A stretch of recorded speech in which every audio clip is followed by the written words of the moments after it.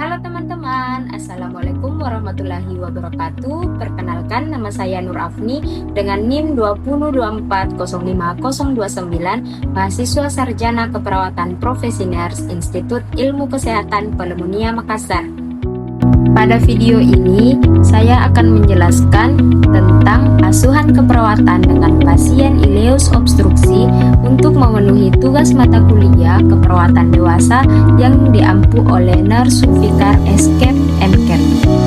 Di video ini, saya akan membahas beberapa materi mulai dari konsep medis yang terdiri dari pengertian ileus obstruksi, anatomi dan fisiologi sistem pencernaan, patofisiologi, manifestasi klinik, komplikasi, pemeriksaan diagnostik, dan penata laksanaan medis.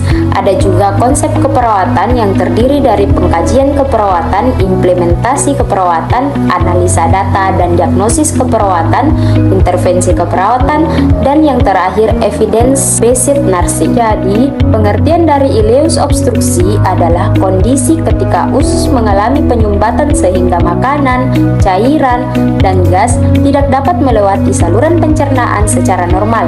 Nah, sumbatan itu dapat terjadi pada usus halus maupun usus besar. Biasanya itu disebabkan oleh hernia, tumor, perlengkatan usus, atau usus terpelintir. Nah, teman-teman, sebelum membahas ileus obstruksi, kita perlu memahami anatomi dan fisiologi sistem pencernaan.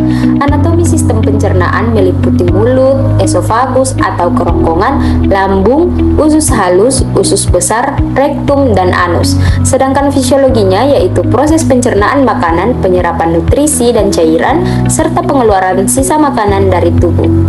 Nah, adapun patofisiologinya, jadi kalau terjadi sumbatan pada usus, cairan dan gas akan menumpuk di dalam usus sehingga perut menjadi kembung. Lama-kelamaan tekanan dalam usus meningkat dan aliran darah terganggu. Nah, kondisi tersebut kalau tidak segera ditangani bisa menyebabkan kerusakan usus bahkan perforasi. Ya, ada tanda dan gejala pada pasien ileus obstruksi. Yang pertama, nyeri abdomen kolik, perut kembung, mual dan muntah, tidak BAB, tidak dapat flatus, bunyi usus meningkat, nafsu makan menurun, dehidrasi, lemah, dan bahkan pada kondisi berat, pasien dapat demam, syok, bahkan nyeri abdomen hebat. Jika tidak segera ditangani, pasien ileus obstruksi dapat menyebabkan komplikasi seperti iskemia, nekrosis, perforasi usus, peritonitis, dehidrasi, syok, bahkan kematian. Oleh karena itu, penanganan yang cepat sangat penting untuk mencegah komplikasi yang lebih berat. Biasanya dilakukan pemeriksaan diagnostik seperti fotoronsen, CT scan, pemeriksaan laboratorium, dan pemeriksaan fisik abdomen. Sebelum pemeriksaan, pasien biasanya dipuasakan terlebih dahulu dan setelah pemeriksaan kondisi pasien tetap dipantau. Selain itu, penata laksanaan medis juga perlu dilakukan sesuai kondisi pasien. Biasanya pasien dipuasakan, dipasang NGT, dan diberikan cairan infus. Kalau sumbatannya berat atau terjadi perforasi, maka perlu dilakukan operasi.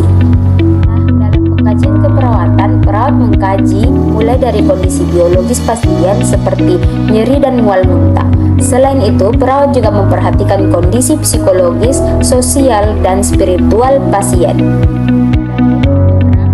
Diagnosis keperawatan biasa muncul pada pasien ileus obstruksi, yaitu nyeri akut akibat sumbatan usus, defisit volume cairan karena muntah yang berulang, ketidakseimbangan nutrisi akibat berkurangnya asupan makanan, ansietas karena ketakutan terhadap penyakit atau tindakan operasi, serta risiko infeksi akibat tindakan invasif dan kerusakan jaringan. Intervensi keperawatan yang terdiri dari intervensi primer, sekunder, dan tersier, yaitu intervensi primer meliputi pemantauan tanda vital dan nyeri. Intervensi sekunder meliputi kolaborasi terapi serta pemantauan cairan dan elektrolit. Sedangkan intervensi tersier meliputi edukasi pasien dan pencegahan komplikasi. Implementasi keperawatan pada pasien ileus obstruksi meliputi pemantauan nyeri, tanda vital, dan keseimbangan cairan. Perawat juga memberikan posisi yang nyaman, dukungan emosional, menjaga pencegahan infeksi, serta berkolaborasi dengan dokter dalam pemberian obat dan terapi lainnya. Kemudian, ada evaluasi keperawatan yang dilakukan untuk mengetahui keberhasilan tindakan yang telah diberikan. Evaluasi yang diharapkan pada pasien ileus obstruksi yaitu nyeri berkurang, distensi abdomen menurun, keseimbangan cairan dan elektrolit membaik, kebutuhan nutrisi terpenuhi, kecemasan berkurang, serta tidak terjadi infeksi maupun komplikasi. Evaluasi juga dilakukan secara menyeluruh mulai dari aspek biologis, psikologis, sosial, dan spiritual pasien. Adapun evidence base yang saya temukan dari dua jurnal, yang pertama, penelitian Nailah et al. Tahun 2024 menunjukkan bahwa sebagian besar pasien ileus obstruksi memerlukan tindakan operasi untuk mengatasi sumbatan dan mencegah komplikasi seperti perforasi dan peritonitis.